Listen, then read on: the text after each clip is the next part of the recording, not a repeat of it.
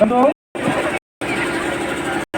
माँ नर्मदा के इस तट पर बसे हुए इस शानदार नगर में पिछले 24 वर्षों से जो आप इस बच्चों को आपके सामने प्रस्तुत होते हैं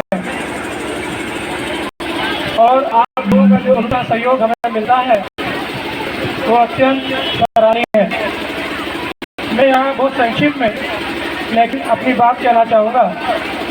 जैसे बच्चों ने बताया है कि पिछले 19 सालों में कई लाख मील एकड़ जमीन जंगलों की नष्ट हो चुकी है।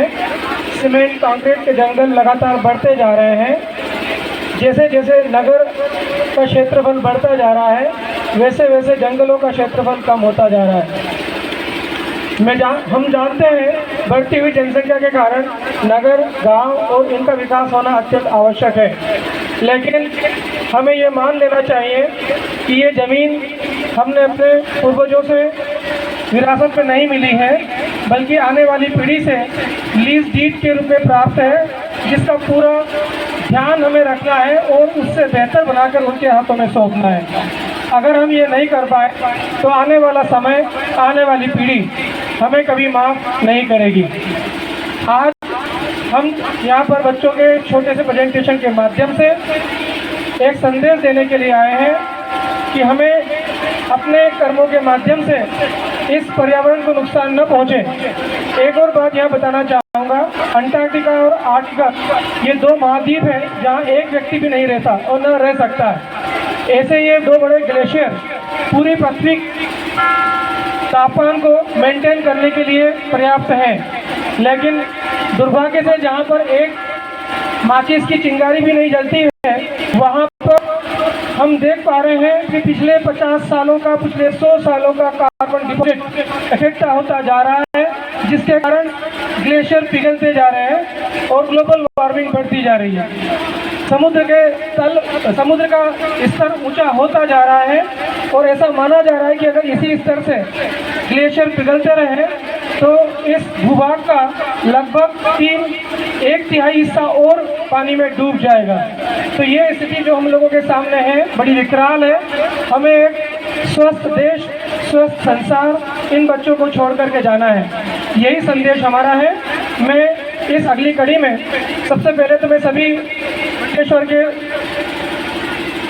उन सभी सम्मानित महानुभावों का अभिवादन, आभार व्यक्त करूंगा जिन लोगों ने यहाँ पर पधार कर और जो सुन रहे हैं अपने घरों से, उन सभी को ये मेरे इस विद्यालय के संदेश को पूरे नगर में फैलाएं।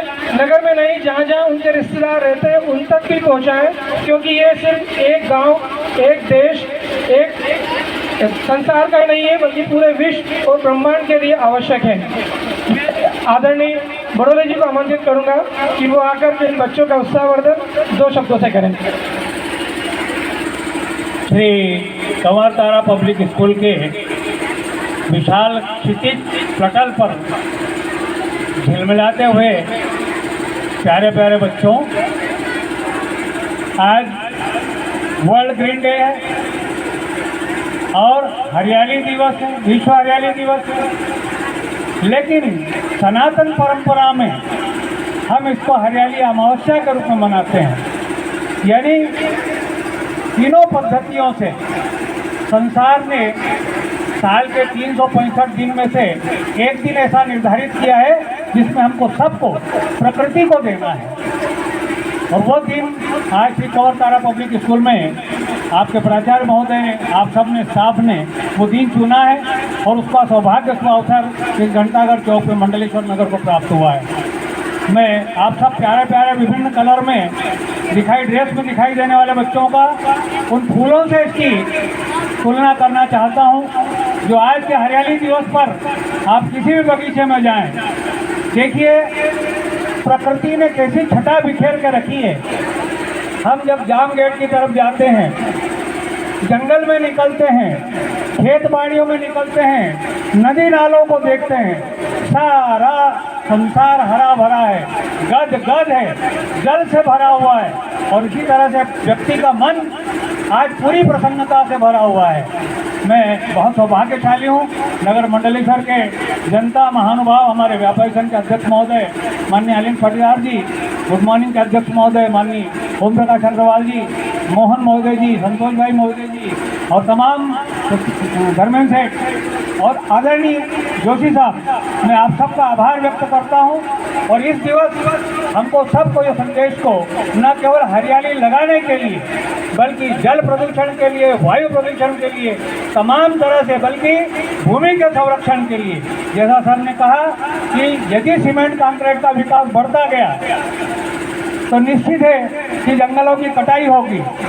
एक बात ध्यान रखें कि हम विकास कितना भी बढ़ा सकते हैं, कितनी भी सड़कें बढ़ा सकते हैं, लेकिन जमीन 1 इंच भी बढ़ा नहीं सकते। जमीन का जो क्षरण है, उसका जो नुकसान हो रहा है, उसकी अवेयरनेस हमको सबको मिलकर करना होगी।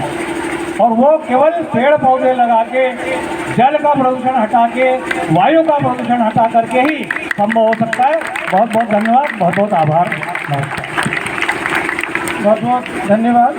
मैं आदरणीय अग्रवाल साहब से निवेदन करूंगा कि वे बच्चों को आशीर्वाद प्रदान करें। माँ नर्मदा को नमन करता हूँ। कंवर तारा स्कूल के प्राचार्य महोदय श्री जोशी जी, मैडम व्यास जी, तमाम स्टाफ एवं प्यारे प्यारे बच्चों, आप सबको नमन करता हूँ। पर्यावरण के लिए जो संदेश आपने नगर को दिया है, उसके लिए नगरवासी आपके बड़े आभारी रहेंगे। 2 साल पहले इसी जगह पर आदरणीय जोशी जी ने